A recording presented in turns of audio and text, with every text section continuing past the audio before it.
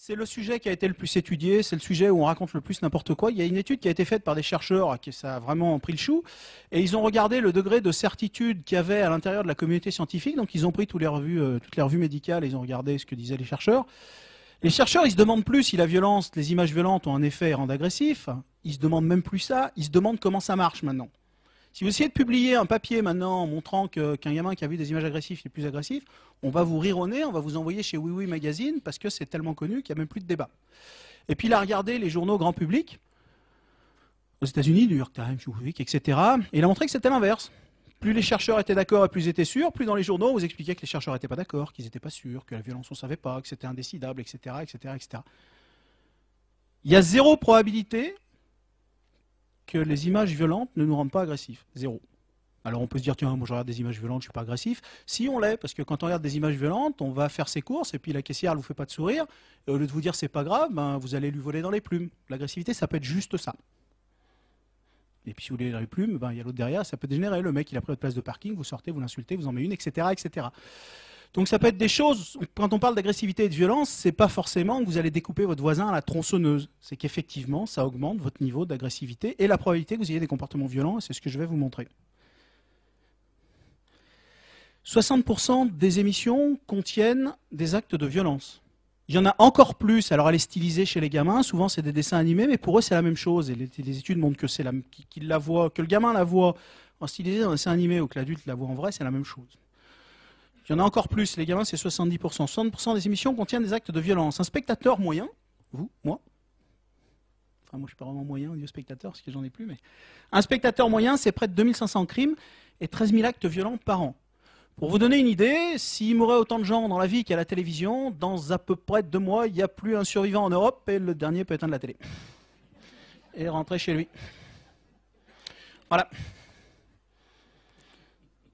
Alors, le premier effet de la télé, c'est sur l'agressivité et la violence. Voir des images violentes, ça nous rend agressifs.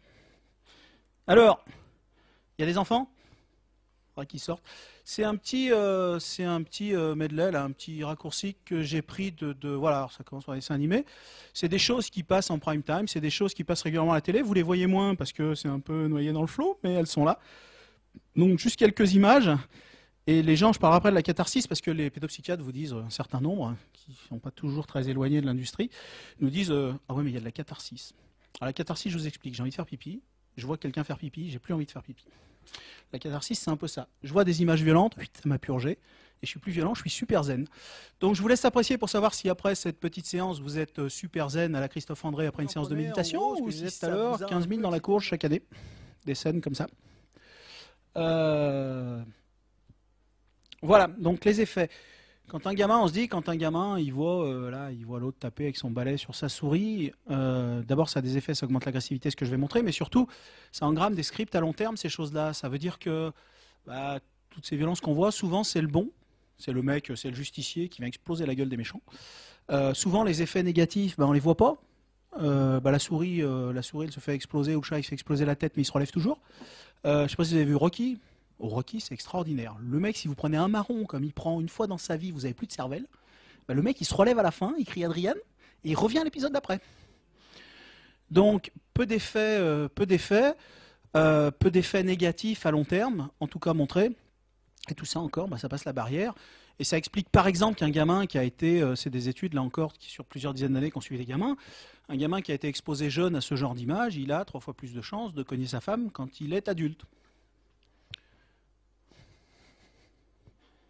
Ouais, mais elle a cherché.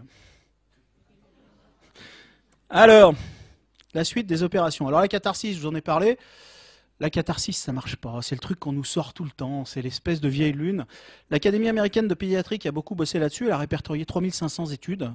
Zéro n'a montré d'effet catharsis. Il n'y a pas une étude au monde, sérieuse, dans une revue scientifique. Alors vous en trouvez peut-être dans Oui Oui Magazine ou dans je ne sais quoi, mais il n'y a pas une étude. Il faut comprendre comment ça marche, la presse scientifique. Vous envoyez votre papier, l'éditeur le regarde. Si ça lui semble suspect, il le jette. Si ça lui semble à peu près acceptable comme ça au nez, sans l'avoir lu vraiment, il l'envoie à un certain nombre d'experts, donc de vos collègues à vous, qui vont le désosser, alors entre 2 et 5. Dans les journaux, un certain nombre de journaux, 90% des journaux qui arrivent, des papiers qui arrivent, ils sont mis à la poubelle. Donc c'est-à-dire que ces 5 mecs regardent le papier et disent, là, il y a une faille méthodologique. Donc soit tu fais une autre étude, soit ton papier part à la poubelle. Donc publier une étude dans un papier, dans un journal scientifique, alors il y a sûrement des choses qui sont fausses et grotesques, mais ça limite quand même beaucoup les risques. Et quand vous avez des dizaines et des dizaines de papiers, comme c'est le cas pour la violence, 3500 qui vous donnent le même résultat, il y a peu de chances que ça soit un effet de biais. Et si vous opposez ça à un journal qu'un pseudo-expert qui va être sponsorisé par l'industrie, publie sous forme de bouquin chez un éditeur quelconque, ça n'est pas la même chose. Un truc publié dans un bouquin aérien, c'est pareil, en gros. Parce que ça n'a pas été regardé et scruté. Voilà. Donc ça ne veut pas dire que c'est mauvais, mais ça veut dire que vous pouvez y mettre ce que vous voulez. Donc là, on parle d'études qui ont été vraiment publiées et validées. Zéro n'a montré d'effet catharsique. Il n'y a pas une étude au monde qui montre que quand vous regardez des images violentes, vous êtes moins violent après. Pas une. Pratiquement toutes les études, il y en a que 18 qui n'ont pas conclu, qui ont dit, bah écoutez, j'en sais rien, je ne peux pas dire si c'est plus ou pas. J'en sais rien, j'ai pas assez de sujets, pas assez de seuils statistiques. 18 sur 3500, on frise le miracle, en termes statistiques, pour ceux qui sont familiers. Donc vraiment, il n'y a plus de doute sur ce sujet-là. Alors, des effets à court terme, par exemple. Je vais parler d'un certain nombre d'effets qui le montrent. Le cerveau, il est fait comme ça. Le cerveau, c'est une éponge. Si je vous montre l'image, même si vous ne la voyez pas, si je vous affiche ici l'image d'une vieille dame, et qu'après vous décidez d'aller aux toilettes, votre cerveau, il a pris l'info. Lui, il le sait, mais vous, rien du tout. Et aux toilettes, vous allez y aller plus lentement, si on mesure le temps que vous allez mettre. Si vous voyez des gens, ça a été montré souvent, si vous voyez des gens faire un bras de fer, votre biceps, il va se contracter, mais vous ne le verrez pas. Si vous voyez quelqu'un se faire piquer avec une aiguille, le muscle précis, la zone du cerveau qui contrôle ça, elle va s'inhiber. Genre, si ça m'arrive à moi, garçon, même pas t'y penses. Et tout ça, c'est des choses que le cerveau fait régulièrement. Si vous voyez des gens manger, vous avez plus de chances de vous mettre à manger. Ce que je vous disais, si vous voyez des gens manger une pizza dans un film, vous allez manger 2 fois plus en sortant. Etc. Non, mais par contre, si les gens prennent un accent bizarre, vous allez prendre le même. Si les gens prennent une posture, vous allez avoir tendance à prendre, etc., etc. Ça, c'est des phénomènes miroirs qui ne sont pas la même. Ça, on parle de phénomènes, de ce qu'ils appellent les phénomènes de priming, c'est-à-dire d'amorçage. Le cerveau, c'est plein de reprises. Si je vous mets une pomme sur la table, vous allez regarder la pomme. Toutes les aires du cerveau qui servent à attraper cette pomme, elles sont engagées. Il y a des structures dans le cerveau qui servent à la saisie de la pomme. Et bien, toutes ces aires, vous les voyez s'allumer, même si vous n'avez pas l'intention de l'attraper.